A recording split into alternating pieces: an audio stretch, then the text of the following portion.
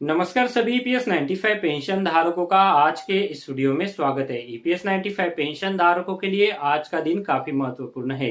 क्योंकि 20 नवंबर 2021 यानी आज के दिन सेंट्रल बोर्ड ऑफ ट्रस्टीज की एक महत्वपूर्ण बैठक होने वाली है, जिसमें ईपीएस 95 पेंशन धारकों की पेंशन बढ़ोतरी को लेकर जो है वो फैसला लिया जा सकता है। पिछले दिनों कुछ खबरें निकल कर आई थी जिसमें बताया जा रहा था कि जो श्रम संगठन है तो उनके द्वारा भी ईपीएस 95 पेंशन धारकों की जो न्यूनतम पेंशन है तो उसे 6,000 रुपए बढ़ाए जाने का सिफारिश जो है वो उस बैठक के लिए किया गया है। पर अभी देखना है कि क्या इन सिफारिशों को अनुसार ईपीएस 95 पेंशन धारकों की जो पेंशन बढ़ोतरी है तो उसके ऊपर इस बैठक में जो है वो फैसला होता है या नहीं होता है।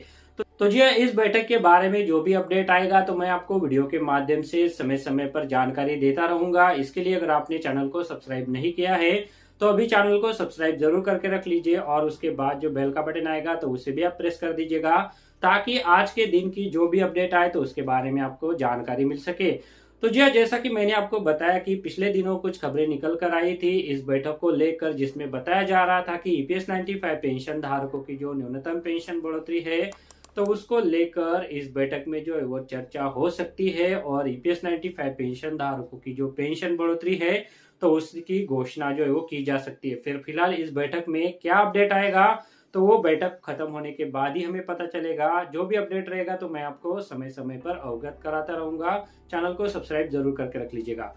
तो जी जैसे यहाँ पर सभी ईपीएस 95 पेंशन धारक आज के दिन का इंतजार कर रहे थे कि ईपीएस 95 पेंशन धारकों की जो पेंशन बढ़ोतरी का मुद्दा है तो वो सेंट्रल बोर्ड ऑफ ट्रस्टीज की बैठक में उठाया जाए। इसके लिए ईपीएस 95 राष्ट्रीय संघर्ष समिति द्वारा जो सीबीडी के सदस्य है तो उनको ईपीएस 95 पेंशन धारकों की पेंशन बढ़ोतरी को लेकर जो ज्ञापन है वो दिल्ली पहुंच कर दिया गया था ताकि जो ईपीएस 95 पेंशन धारकों की पेंशन बढ़ोतरी का मुद्दा है तो वो इस बैठक में उठाया जा सके। अभी ये सारे प्रयास किए जा चुके हैं, पर क्या ईपीएस 95 पेंशन धारकों की पेंशन बढ़ोतरी के ऊपर इस सीबीडी की बैठक में चर्चा होगी या नहीं होगी तो इसके बारे में हमें कुछ ही देर में आज का दिन खत्म होते होते जो भी अपडेट आएगा तो जानकारी मिल जाएगी। क्योंकि यहाँ पर सभी को अवगत है कि ईपीएस 95 पेंशन धारकों को जो मिलने वाली पेंशन है वो मौजूदा समय में सरकार द्वारा 1,000 रुपए घोषित की गई है, पर लगभग 40 लाख के आसपास ऐसे पेंशन धारक है जिनको ये जो न्यूनतम 1,000 रुपए की पेंशन है तो वो भी नहीं मिलती है, उससे ही कम मिलती है। और ऐसे में जो पेंशन धारक न्यूनतम पेंशन पा रहे यानी 1,000 रुपए पा रहे हैं तो उनको भी 1,000 रुपए में जीवन यापन करना बहुत ही मुश्किल है, क्योंकि यहाँ पर 1,000 रुपए आज की महंगाई भरी जिंदगी में बहुत ही कम राशि है। ऐसे में दो व्यक्ति यानी जो ईपीएस 95 पेंशन धारक है और उसका जो जीवन साथी है तो ये से दो व्यक्तियों का जीवन यापन होना ऐसी कम पेंशन में संभव नहीं है। इसके लिए लगातार ईपीएस 95 पेंशन धारकों की मांगे है कि ईपीएस 95 पेंशन धारकों की जो न्यूनतम पेंशन है तो उसे जो है वो सरकार द्वारा 7,500 रुपए किया जाए और उसे महंगाई भत्ते के साथ भी जोड़ा जाए, ताकि जब भी महंगाई के रेट बढ़े तो उस महंगाई के रेट के हिसाब से जो डीए है वो बढ़ता रहे और जो पेंशन की राशि है वो बढ़ जाए। साथ ही पेंशन बढ़ोतरी के साथ साथ ईपीएस 95 पेंशन धारकों द्वारा फ्री में चिकित्सा सुविधा का लाभ भी देने के लिए डिमांड रखी जा रही है। उसके बाद 2016 में सुप्रीम कोर्ट द्वारा ईपीएस 95 पेंशन धारकों के हक में एक फैसला दिया गया था, जिसके तहत कहा गया था कि ईपीएस 95 पेंशन धारक उनकी जो एक्चुअल सैलरी है यानी अंतिम सैलरी है तो उसके बेसिस पर पेंशन पाने के हकदार है। इसके लिए ऐसे पेंशन धारकों को उनकी पूरी सैलरी के ऊपर पहले ईपीएफ में योगदान देना होगा, उसके बाद वो पूरी पेंशन पाने के लिए एलिजिबल हो सकते हैं और वो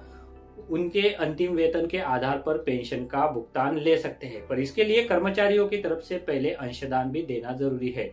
पर अभी तक ये जो सुप्रीम कोर्ट द्वारा फैसला दिया गया था तो उसके अनुसार भी ईपीएस 95 पेंशन धारकों को उच्च पेंशन नहीं मिल रही है, क्योंकि ईपीएफओ द्वारा कुछ मामले सुप्रीम कोर्ट में दाखिल किए गए हैं, जिसकी वजह से यह जो उच्च पेंशन का प्रावधान है तो ईपीएफओ द्वारा रोक दिया गया है, जिसकी वजह से जो ईपीएस 95 पेंशन धारक उच्च पेंशन के लिए पात्र है तो उनको भी ईपीएस 95 पेंशन उच्च वेतन पर नहीं मिल रही है, क्योंकि जो मामले है वो अभी भी सुप्रीम कोर्ट में लंबित है। तो इसकी वजह से ईपीएस 95 पेंशन धारकों को 2016 के आदेशानुसार उच्च पेंशन का भुगतान किया जाए तो ये भी डिमांड रखी जा रही है। साथ में जिन कर्मचारियों को इस योजना से दूर रखा गया था, यानी जो कर्मचारी इस योजना में शामिल नहीं हुए थे, तो उनको भी इसका सदस्य बनाकर उन्हें 5,000 रुपए की पेंशन का भुगतान किया जाए। तो ये जो 4 सूत्रीय मांगे हैं, तो उन मांगों के लेकर जो है वो कई बार सीबीटी की बैठक को लेकर जो है वो आंदोलन भी किए गए हैं, उसके बाद ज्ञापन भी सौंपे गए हैं। ऐसे में एक और बैठक जो है वो अभी 20 तारीख यानी आज के दिन संपन्न होने वाली है। तो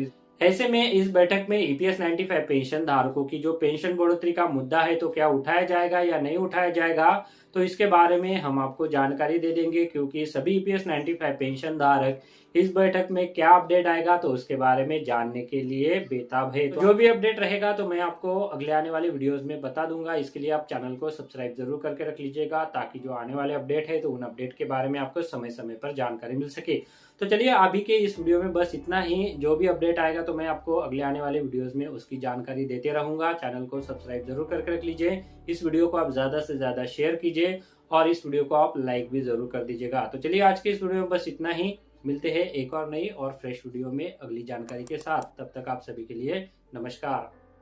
पहले अगर आप शेयर मार्केट में इन्वेस्ट करना चाहते हैं तो इसके लिए आपको एक ट्रेडिंग अकाउंट की जरूरत पड़ती है। ट्रेडिंग अकाउंट ओपन करने के लिए वीडियो के डिस्क्रिप्शन में मैंने आपके लिए एक लिंक देके रखा है। उस लिंक पर क्लिक करके अगर आप ट्रेडिंग अकाउंट ओपन करते हैं तो उस ट्रेडिंग अकाउंट ओपनिंग के लिए आपको कोई भी चार्जेस देने की जरूरत नहीं है, साथ में कोई भी एनुअल फी देने की जरूरत नहीं है। और जब भी आप इक्विटी में शेयर खरीदेंगे या फिर बेचेंगे तो उसके ऊपर आपको कोई भी ब्रोकरेज देने की जरूरत नहीं है। अगर मान लीजिए आपने 100 रुपए का कोई शेयर खरीदा और उसे 150 रुपए में बेच दिया, तो जो 50 रुपए का फायदा होगा तो वो सीधे आपकी जेब में जाएगा। इसके ऊपर जो है वो आपको कोई भी ब्रोकरेज चार्जेस देने की जरूरत नहीं है, कोई भी यहाँ पर आपको चार्जेस नहीं है। तो इसके लिए अगर आप अकाउंट ओपन करना चाहते हैं तो वीडियो के डिस्क्रिप्शन में मैंने एक लिंक दिया हुआ है, तो उस लिंक पर क्लिक करके आप घर बैठे ऑनलाइन एक डीमैट अकाउंट ओपन कर सकते हैं।